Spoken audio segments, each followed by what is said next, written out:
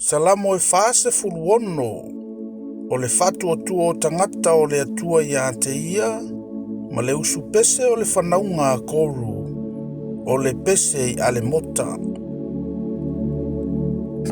O le atua, o lo tātou malu ia ma lo tātou malosi, e whai o ia ma fesoasoani silisili pua ngā.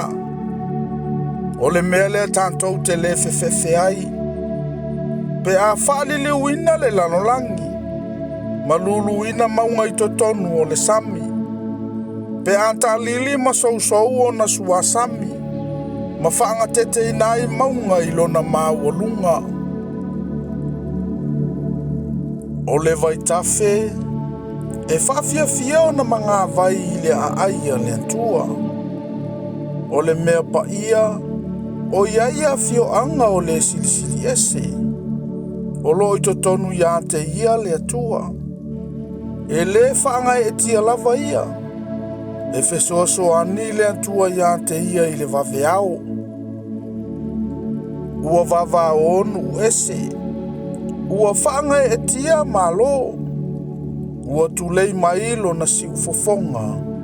O na liu sua vai leo le lalolangi. Ua ia te i tātou i e ova o au. O le atua ia kopo. O lo tātou olo maualunga ia. Ina oma ia. Ina vaai ngā luenga i ova. O le ua whaia whaatafunanga i le lalolangi. Ua whai ua e ia o taua e o lava i tulu inga o le lalolangi. Ua ngangau e ia le au whana. Ma vavae le tao. Ua susunu ina fo ia ia kariota i le afi. Ina so ia. Ma ia au tau i lo au lava o le atua. E vi ia au inu ese. E vi ia au i le lalolangi. Wa ia te i tātou i o vau au.